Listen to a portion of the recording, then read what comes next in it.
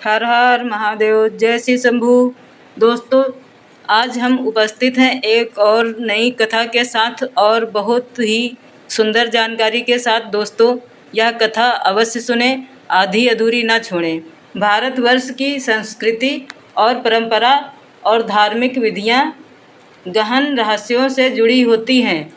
हर कर्मकांड, पूजा विधि व व्रत का कोई ना कोई आध्यात्मिक और वैज्ञानिक कारण होता है। ऐसा ही एक विशेष धार्मिक कृत्य है शिवलिंग पर जल चढ़ाना। सावन के महीने में तो यह परंपरा विशेष रूप से देखी जाती है, जब श्रद्धालु गंगा जल लेकर शिवलिंग पर चढ़ाते हैं। क्या आपने कभी सोचा है कि शिवलिंग पर जल क्यों चढ़ाया जाता है? इसके पीछे कौन सा रहस्य जुड़ा है? इस कथा में हम शिवलिंग पर जल अर्पण करने के रहस्य, वैज्ञानिक दृष्टिकोण और पौराणिक कथा के अनुसार इसे समझने का प्रयास करेंगे। शिवलिंग का अर्थ है चिन्ह। शिवलिंग का शिव का प्रतीक या चिन्ह। यह कोई सामान्य पत्थर नहीं, बल्कि भगवान शिव की निर्गुण, निरंकार और अखंड ऊर्जा का प्रतीक है। शिवलिंग सृष्टि की उत्पत्ति और समस्त ब्रह्मांडीय शक्तियों के संतुलन का प्रतीक माना जाता है। भगवान शिव को सावन जल और गंगा जल अत्यंत प्रिय है। वे भोलेनाथ कहलाते हैं, अर्थात सुलभता से प्रसन्न होने वाले देवता।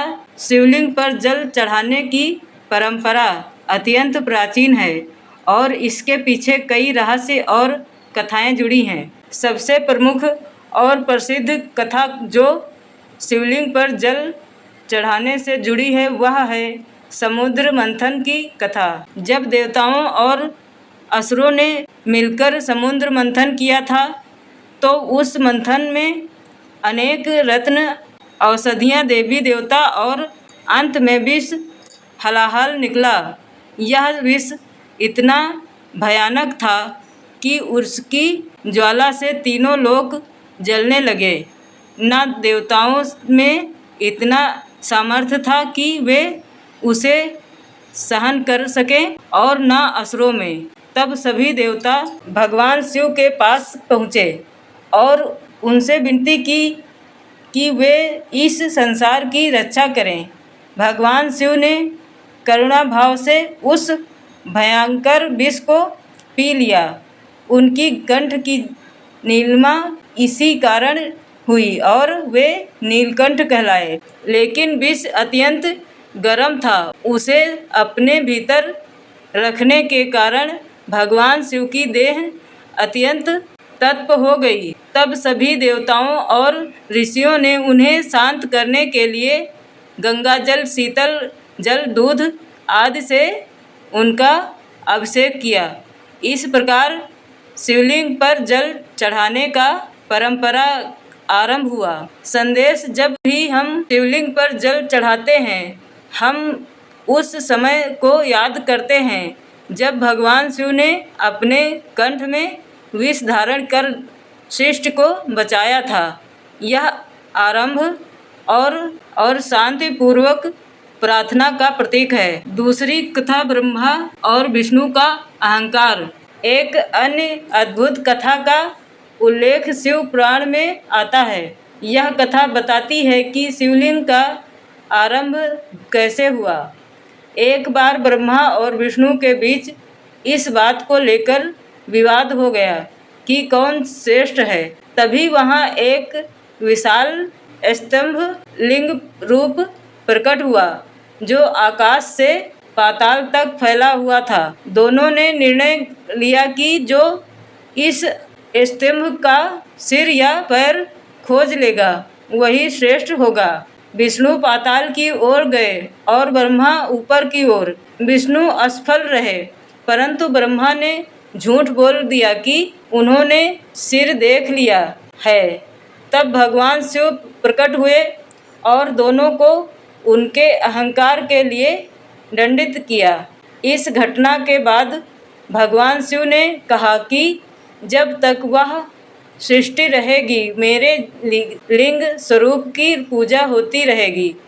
तब से शिवलिंग की पूजा प्रारंभ हुई और इसे शांत रखने के लिए जल अर्पण करने की परंपरा बनी। सावन वह महीना है जब धरती पर वर्षा होती है, जल की प्रभुता रहती है। यह महीना भगवान शिव को अत्यंत प्रिय है, क्योंकि सावन में ही गंगा पृथ्वी पर अवतरित हुई थी और उन्होंने अपने जटाओं में गंगा को धारण किया था। इस माह में श्रद्धालु कांवड़ यात्रा निकालते हैं और दूर दराज से गंगा जल लाकर शिवलिंग पर चढ़ाते हैं। ऐसा माना जाता है कि इस महीने जल अभिषेक करने से सभी पाप कट जाते हैं और मनोकामनाएं पूर्ण होती हैं। अब वैज्ञानिक दृष्टिकोण से जल अभिषेक का महत्व। शिवलिंग पर जल अर्पण का वैज्ञानिक पक्ष भी है। शिवलिंग के चारों ओर नाली जल निकासी का स्थान बनाई जाती है ताकि जल बहता रहे। यह प्रतीक है कि सकारात्मक ऊर्जा फैलती रहे। जल शिवलिंग को ठंडक प्रदान करता है।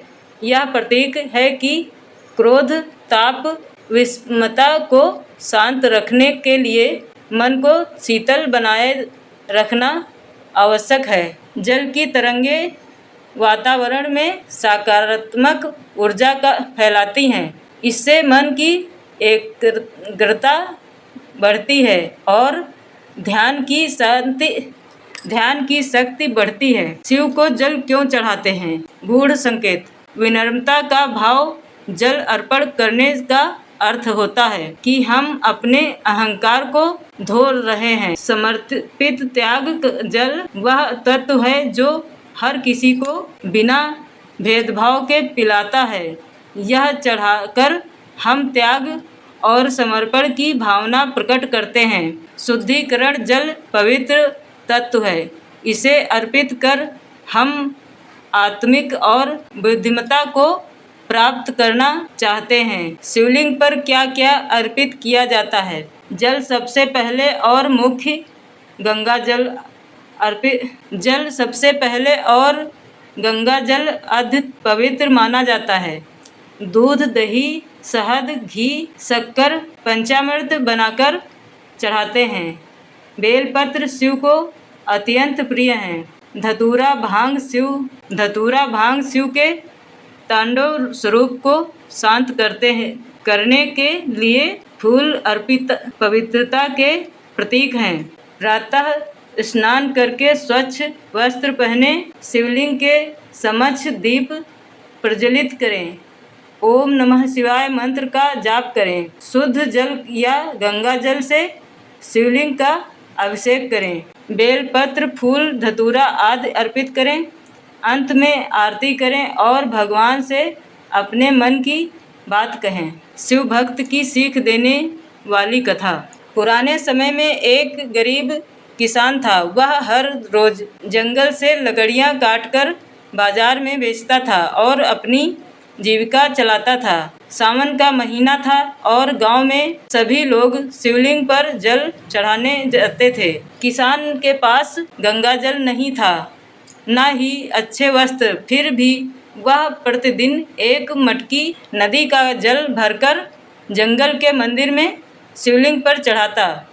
एक दिन भगवान शिव प्रसन्न हुए और स्वप्न में उस किसान से बोले, तूने अपने सामर्थ्य के अनुसार श्रद्धा से जल चढ़ाया है, मैं उससे प्रसन्न हूँ। कल तुझे वन में एक रत्न मिलेगा जिससे तेरी गरीबी समाप्त हो जाएगी।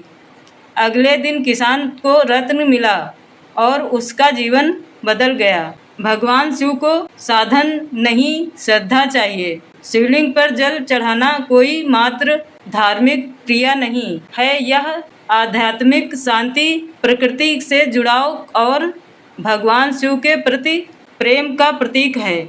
यह उस अनंत ऊर्जा को समर्पण है जो हमारे भीतर और बाहर दोनों में व्याप्त है। जब भी आप शिवलिंग पर जल चढ़ाएं, यह समझें कि आप सृष्टि की महानतम शक्ति को शांत, पवित्र और संतुलित करने का प्रयास कर रहे हैं। सावन के महीने में इस परंपरा का पालन करके हम न केवल पुण्य अर्जित करते हैं, बल्कि अपने भीतर के ताप, क्रोध और नकारात्मक को भी शांत करते हैं।